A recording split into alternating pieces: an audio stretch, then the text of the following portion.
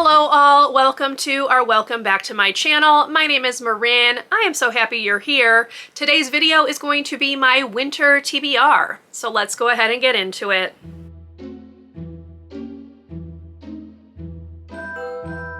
Now I know that a lot of people have already filmed winter TBRs. They did them at the beginning of December. However, winter has not technically started yet.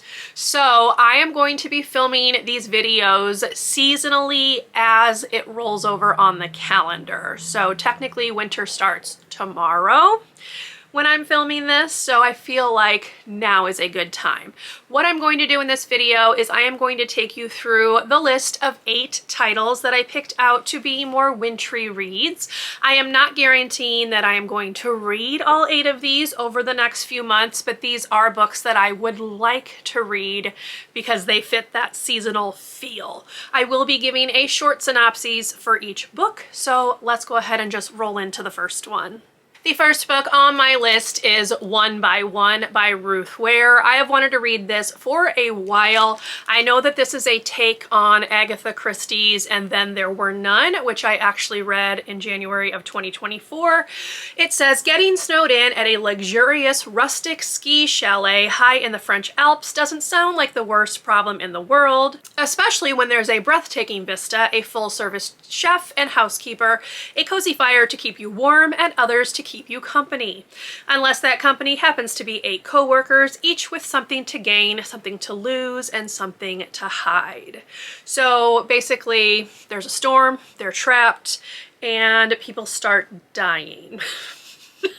So yes, I am excited. Again, I've been saving this for the wintry months. I just feel like that is the best time to read this. I do plan on definitely getting to this one, hopefully early in January, but we'll see. So this is the first one, One by One by Ruth Ware.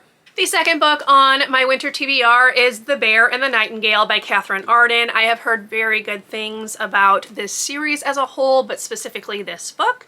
So the synopsis says, at the edge of the Russian wilderness, winter lasts most of the year, and the snowdrifts grow taller than houses. But Vasilisa doesn't mind. She spends the winter nights huddled around the embers of a fire with her beloved siblings, listening to her nurse's fairy tales.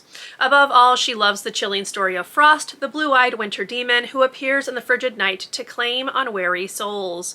Wise Russians fear him, her nurse says, and honor the spirits of house and yard and forest that protect their homes from evil.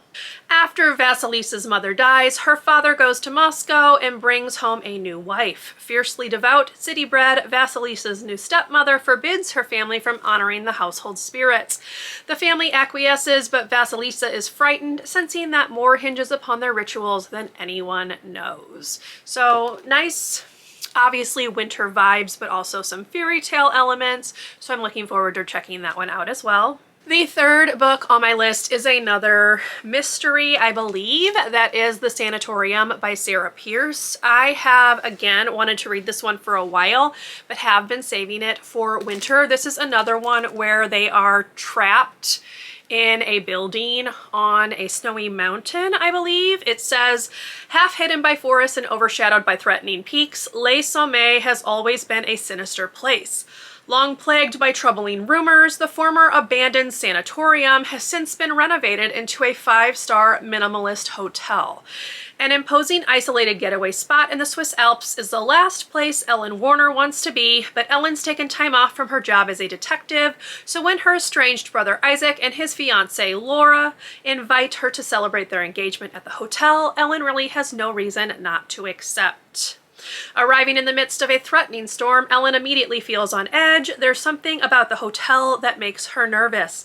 And when they wake the following morning to discover Laura is missing, Ellen must trust her instincts if they hope to find her. With the storm closing off all access to the hotel, the longer Laura stays missing, the more the remaining guests start to panic.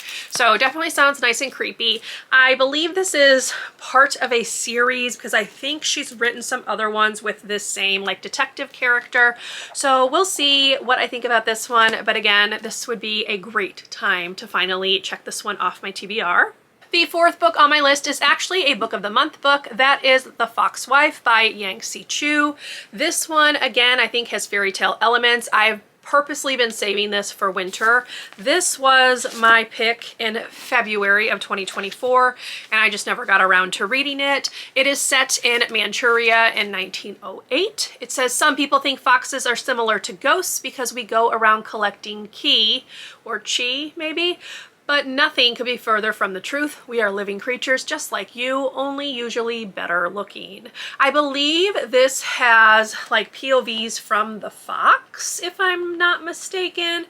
And again, it has some fairy tale type vibes. It says, in the last years of the dying King Empire, a courtesan is found frozen in a doorway. Her death is clouded by rumors of foxes, which are believed to lure people by transforming themselves into beautiful women and handsome men.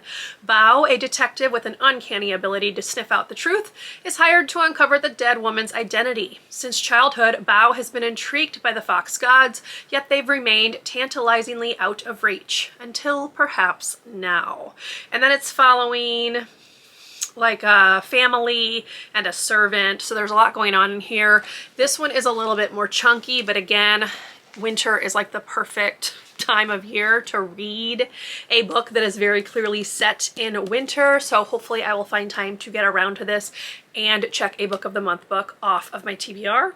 The fifth book on my winter TBR is The Frozen River by Ariel Lawhon. I know this was a Goodreads Choice Awards finalist. I don't know if it won or not. I don't think it did. I think it was up against a Kristen Hanna book, so I'm pretty sure it didn't win. But the synopsis of this sounds really interesting. This is another one that is very chunky though. I saw it at the library and it's massive, so we'll see. But it says, a gripping historical mystery inspired by the life and diary of Martha Ballard, a renowned 18th century midwife who defied the legal system and wrote herself into American history.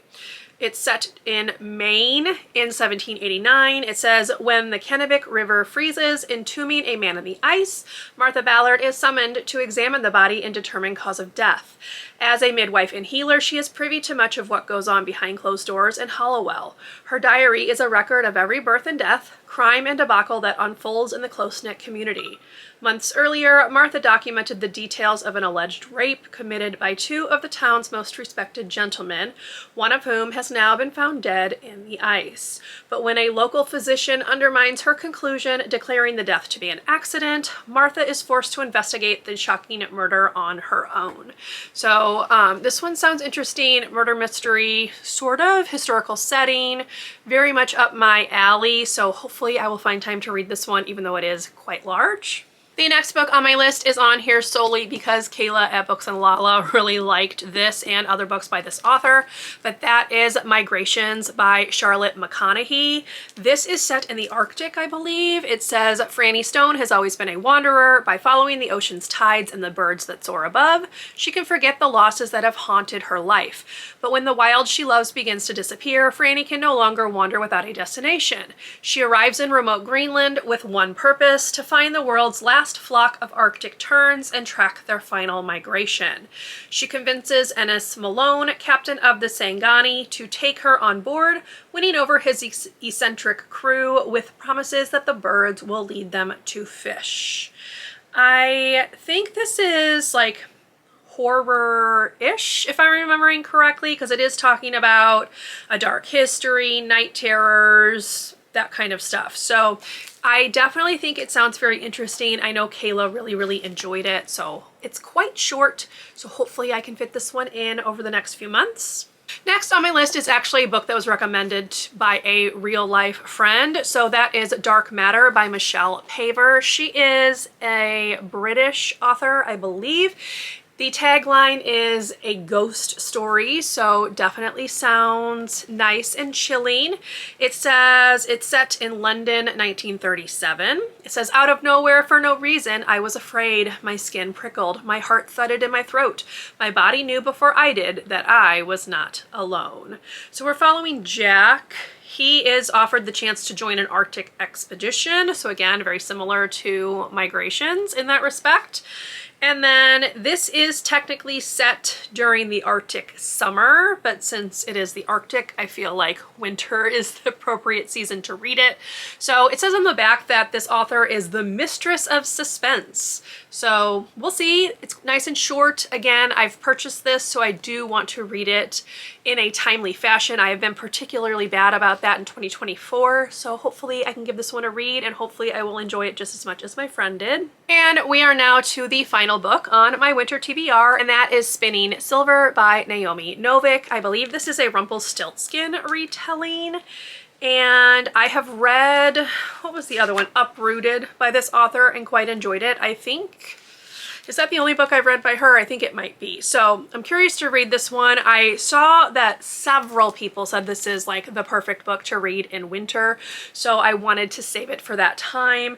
We do have kind of some icy looking things over here. It says, Miriam is the daughter and granddaughter of moneylenders, but her father's inability to collect his debts has left his family on the edge of poverty until Miriam takes matters into her own hands. Hardening her heart, the young woman sets out to claim what is owed and soon gains a reputation for being able to turn silver into gold.